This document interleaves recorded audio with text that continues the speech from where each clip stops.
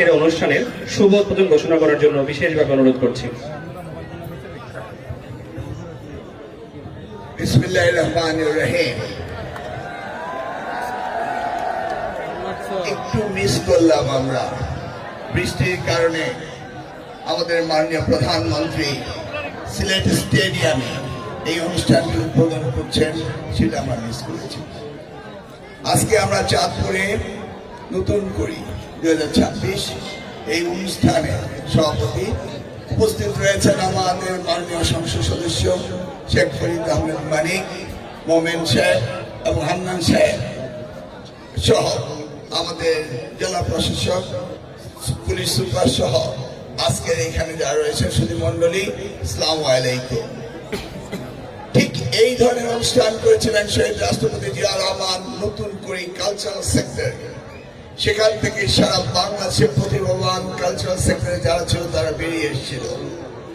আজকে তারই সন্তান, জ্যেষ্ঠ পুত্র আমাদের প্রধানমন্ত্রী জনাব তারেক রহমান সাহেব এবার নতুন করে স্পোর্টস, এটা দিয়ে তিনি সারা বাংলাদেশে আমাদের সন্তানরা যারা এই খেলাধুলায় ভালো করবে তাদেরকে খুঁজে বেড়াচ্ছেন তিনি।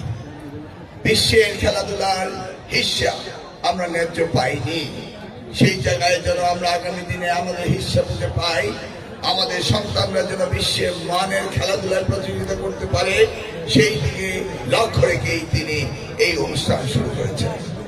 আমরা দেখেছি বিগত দিনে সামাজিকভাবে আমাদের তরুণ প্রজন্মের অবক্ষয় ঘটেছিল, তারা মাদক আসক্ত হয়েছিল। ফ্যাসিস্ট সরকার এই ব্যাপারে কোন রকম কার্যকরী সিদ্ধান্ত তারা নেয়নি।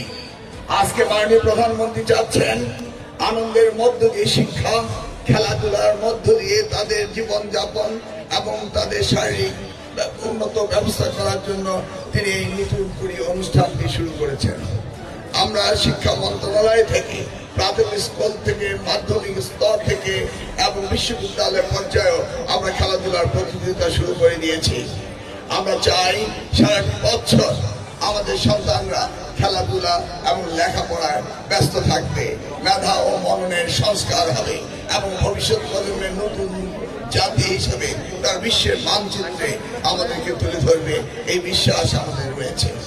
সেই দিক থেকে আজকে এই সরকারের নতুন ভাবে এই স্পোর্টস নতুন করে আমরা শুরু করতে যাচ্ছি মাননীয় প্রধানমন্ত্রীর নির্দেশে। আমি সকলের সামনে আগামী দিনে এই চাঁদপুরে খেলাধুলার ক্ষেত্রে আমাদের সন্তানরা সবচেয়ে এগিয়ে থাকবে এই বিশ্বাস রেখে আমি এখন নতুন করে স্পোর্টস 2026 এর শুভ উদ্বোধনের ঘোষণা করছি।